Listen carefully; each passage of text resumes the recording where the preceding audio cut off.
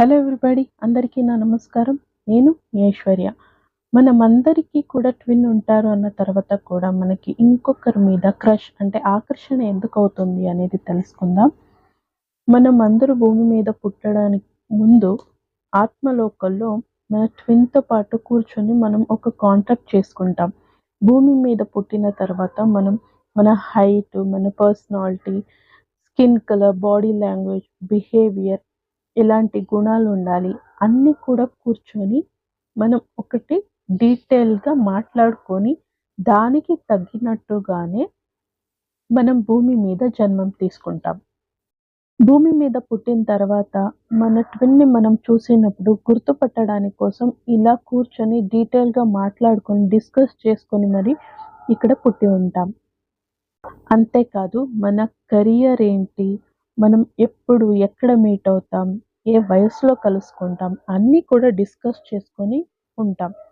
So, ఆ body language, ఆ గుణలక్షణాలు, ఆ పర్సనాలిటీ, బిహేవియర్ ఎవరికి ఉంటుందో దాంట్లో ఏదైనా కొంచెం కానీ, ఒకటి గాని, ఒక గుణం కానీ మ్యాచ్ అయినా కూడా ఆ వ్యక్తి మీద మనకి ఆకర్షణ అనేది ఏర్పడుతుంది.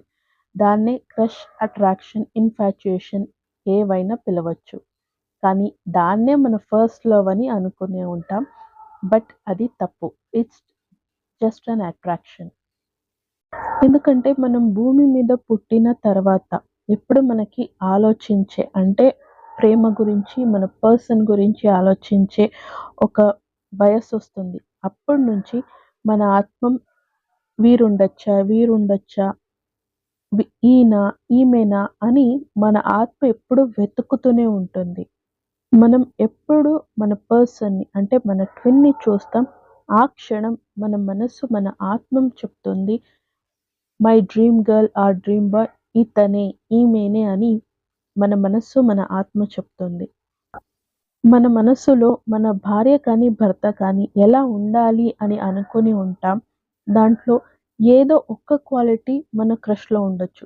కానీ అన్ని క్వాలిటీస్ మన ట్విన్‌లో మాత్రమే ఉంటుంది.